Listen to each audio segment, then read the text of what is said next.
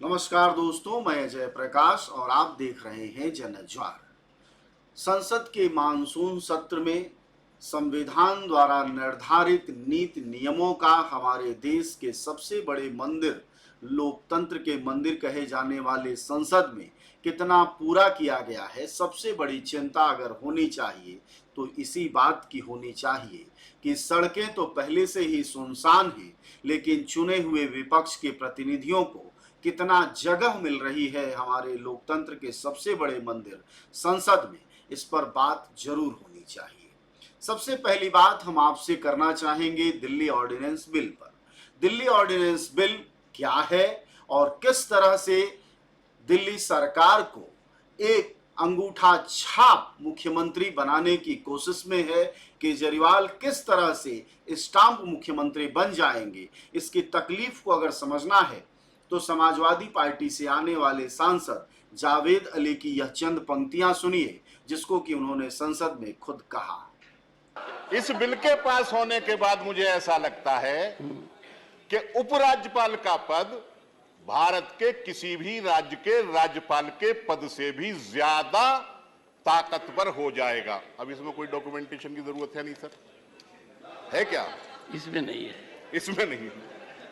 और मुख्यमंत्री की हालत दिल्ली के एक नगर पंचायत के चेयरमैन से, टाउन एरिया के चेयरमैन से भी गई गुजरी हो जाएगी। आपने सुना कि जावेद अली ने क्या कहा कि अब दिल्ली के मुख्यमंत्री को नगर पालिका का चेयरमैन बना दीजिए। जी हाँ दोस्तों, यही होगा। दिल्ली ऑर्डिनेंस बिल के बाद दिल्ली सरकार के पास अधिकारियों के ट्रांसफर पोस्टिंग का कोई अधिकार नहीं रह जाएगा। तो जाहिर तौर पर ब्यूरोक्रेसी के दम पर ही कोई राज्य चलता है, और अगर उसके नियंत्रण का अधिकार ही मुख्यमंत्री को नहीं होगा तो वह नगर पालिका के चेयरमैन से अधिक वाकई क्या होगा। अब आइए इससे आगे बढ़ते हैं और इसकी औकात बताते हुए हमारे अमित शाह जो जुबान खोलते हैं संसद में, वह बिल्कुल सुपारी राजनीति का द्योतक है। हालांकि अब अमित शाह को कोई तड़ीपार नहीं कह सकता, लेकिन वह पूरी पार्टी को सुपारी पार्टी कह सकते हैं। जी हाँ दोस्तों, मैं बात कर रहा हूं आम आदमी पार्टी की, जिसको कि लेकर उन्होंने संसद में बयान दिया कि एक सुपारी पार्टी के कारण कांग्रेस जो है वह दिल्ली ऑर्डिनेंस बिल के पक्ष में है, क्योंकि वो उसका घटक है इंडिया का। जाहिर तौर पर कांग्रेस और आप के बने रिश्तों पर बात कर रहे थे हमारे देश के गृह मंत्री अमित शाह, लेकिन उनकी जो भाषा है वह सुपारी पार्टी कहते हैं। लेकिन सुपारी पार्टी के जवाब में राघव चड्ढा ने जो जवाब दिया है उसे हम आपको सुनाएंगे, लेकिन इतना तो तय है कि पानी पानी हो गए अमित शाह। जरा राघव चड्ढा का जवाब सुनिए। माननीय गृह मंत्री जी ने कहा था कि आम आदमी पार्टी एक सुपारी सी जितनी पार्टी है, एक सुपारी जितनी छोटी सी पार्टी है। सर, ये वो सुपारी जितनी पार्टी है जो आजाद भारत के इतिहास का फास्टेस्ट ग्रोइंग पॉलिटिकल स्टार्टअप कहलाती है। ये वो सुपारी जितनी पार्टी है जिसने 3 बार भाजपा को दिल्ली में हराया और 2 बार 2015 और 20 में आजाद भारत के इतिहास की सबसे बड़े जनादेश की सरकार बनाई। ये वो सुपारी जितनी पार्टी है जिसने पंजाब में भाजपा को लगभग शून्य पर लाकर खड़ा कर दिया। ये वो सुपारी जितनी पार्टी है जो 10 साल में राष्ट्रीय पार्टी बनी। ये वो सुपारी जितनी पार्टी है जिसके 161 विधायक और 11 सांसद है। और ये वो सुपारी जितनी पार्टी है जिसका काम देखने के लिए first lady of United states of America और यूनाइटेड जनरल के पूर्व प्रमुख बान की मून आते हैं। सर, यह है दिल्ली ऑर्डिनेंस बिल की हकीकत। दिल्ली ऑर्डिनेंस बिल जाहिर तौर पर भाजपा जो प्रतिरोध को, आवाजों को दबाने का उसका सिलसिला है, चाहे सड़क हो, संसद हो, सरकारें हो, किसी भी स्तर पर किसी भी तरह का वह ऐतराज, विरोध या विपक्ष न वह देखना चाहती है न वह सुनना चाहती है। उसी सिलसिले को आगे बढ़ाते हुए दिल्ली ऑर्डिनेंस बिल लाया गया। खैर, आइए हम इससे आगे बढ़ते हैं और इस सत्र के सबसे महत्वपूर्ण मसले मणिपुर पर आते हैं। मणिपुर में 160 से ज्यादा लोग मारे जा चुके हैं, 60,000 से ज्यादा लोग डिस्प्लेस हैं, हजारों की संख्या में बच्चे अभी स्कूल नहीं गए महीनों से, लोग अपने कामों पर नहीं लौटे, किसान अपने खेतों में नहीं गए, मजदूर काम करने वाले अपने फैक्ट्रियों, अपनी जगहों पर नहीं लौटे। सब भुखमरी के संकट में हैं या किसी दान में मिलने वाले खाने के भरोसे हैं। बावजूद लाखों की वह जनता को प्रधानमंत्री मोदी स्टेक पर डाल देते हैं, उनके लिए उसका कोई मतलब नहीं रह जाता। यह बात मैं इसलिए कह रहा हूं कि आप सबको याद होगा कि कि इंडिया अलायंस विपक्ष जब जब अविश्वास प्रस्ताव संसद में लेकर आया अपने सांसद गौरव गोगोई के जरिए, तो उसकी मुख्य मांग यही थी कि मणिपुर के मसले पर प्रधानमंत्री मोदी संसद की दोनों सदनों में आए और बताएं कि आखिरकार उन्होंने क्या कदम उठाए हैं। यह बताएं कि इस मणिपुर में जनता के पास हथियार पुलिस के कैसे पहुंचे, वह बताएं कि पूरी पुलिस मशीनरी, मिलिट्री और सुरक्षा बल ध्वस्त कैसे हो गया, वह बताएं कि उनकी डबल इंजन सरकार यानी एक इंजन फेल और दूसरा चालू, राज्य सरकार में आपके मुख्यमंत्री, केंद्र में आपके मंत्री, आपकी सरकार, ये स्थितियां क्यों हैं? तक मैंने प्रधानमंत्री का नाम लिया, अभी तक मैंने मुख्यमंत्री का नाम लिया, अभी तक मैंने गृह मंत्री का नाम लिया, अभी तक इन उनकी तरफ से विरोध नहीं आया। लेकिन जब एक विशेष कंपनी के मालिक का नाम लिया तो ये सारे मंत्री और सांसद खड़े हो गए। जवाबदेही यही देनी थी।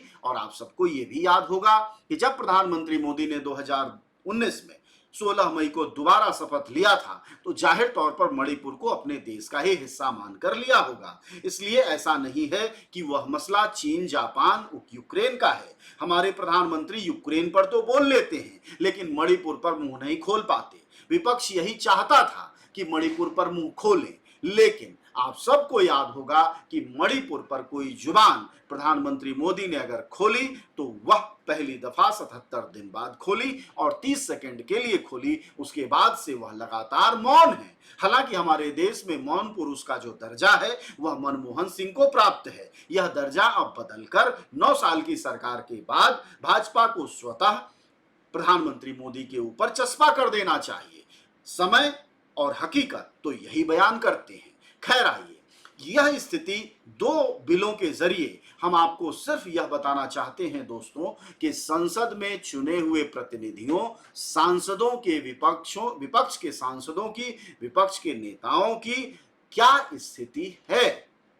यानी अब बार बार एक ही बहस करने से कोई फायदा तो है नहीं कि अगर संसद में भी जगह नहीं है तो फिर जगह कहां है। तो जाहिर तौर पर सड़कों पर ही जगह है और वह जगह जगानी होगी। हमारे विपक्ष के नेताओं को समझना होगा कि जिस जनता की बदौलत वह चुनकर आए हैं, जिस जनता ने इन सांसदों को 1 करोड़ 2 करोड़ उनके लोकसभा के लोगों ने वोट दिए हैं, उस जनता के पास वापस जाएं और बताएं कि देश की ये स्थिति है और संसद लगभग मरणासन है। या फिर वहां सिर्फ प्रधानमंत्री की पॉजिटिव बात सुनी जाएगी या फिर मंत्रियों की सकारात्मक बातें सुनी जाएंगी, अन्यथा विपक्ष पर ललतरानियां हाकी जाएंगी। कुछ भाजपा के फ्रस्ट्रेट सांसद कभी नपुंसक तो कभी रासलीला, कभी रंगलीला, तो इस तरह के संज्ञा से नवाजेंगे। इसके अलावा अब संसद ऐसी कोई जगह नहीं रही जहां की बहस हो सके, जहां की विपक्ष की बात सुनी जा सके, गौर किया जा सके और सरकार, सत्ता में बैठे लोग उस पर कोई फैसला ले सके। यह तय हो गया है। इस मानसून सत्र ने यह तय कर दिया है कि अब संसद वह जगह नहीं रही जहां की जनता के प्रतिनिधियों की बातें सुनी जाएंगी और जनता की जरूरतों को पूरा किया जाएगा।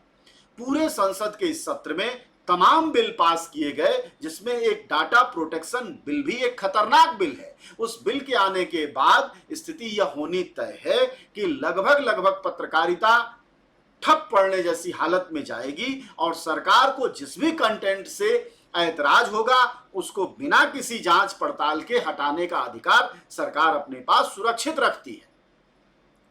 तो ये सारी स्थितियां हैं और इन सारी स्थितियों के खिलाफ, इन तमाम बिलों के खिलाफ विपक्ष ने अपना विरोध दर्ज कराया, लेकिन आधा समय विरोधियों का हल्ला में चला जाता है और आधा जो बचता समय है उसमें से बहुत सारा समय सभापति खुद ही खा लेते हैं, चाहे इस सदन के सभापति हो चाहे उस सदन के, और बाकी समय जो है वह जवाब, सवाल और हेन तेन में निकल जाता है, जहां से कोई जवाब साफ जनता तक नहीं पहुंच पा रहा है। देश की 140 करोड़ जनता इस बात के इंतजार में रहती है कि इस बार तो संसद से कुछ नया और सकारात्मक उसके लिए निकलेगा, लेकिन फिर एक बार संसद के इस मानसून सत्र साबित करता हुआ दिखाई दे रहा है, जहां प्रधानमंत्री मणिपुर पर 10 तारीख को हो सकता है उपस्थित हो जाए बोलने, लेकिन दिल्ली में आप सबको जानते ही हैं कि आई फ्लू चल रहा है, तो पता चले कि किसी नेता को कुछ हो जाए आई फ्लू तो उसमें भी टल जाएगा मामला, न प्रधानमंत्री आएंगे न कुछ होगा, यह सत्र निकल जाएगा और फिर एक बार साबित हो जाएगा कि विपक्ष का मतलब सत्ताधारी पार्टी के लिए, भाजपा के लिए, प्रधानमंत्री मोदी के लिए, उनके कैबिनेट के लिए न के बराबर है। और उम्मीद करिए कि आने वाले सत्रों में लोकतंत्र की भी यह दुहाई जो दी जाती है वह भी अब धीरे धीरे हमारे डिक्शनरी यानी शब्दकोश की चीजें बनती चली जाए।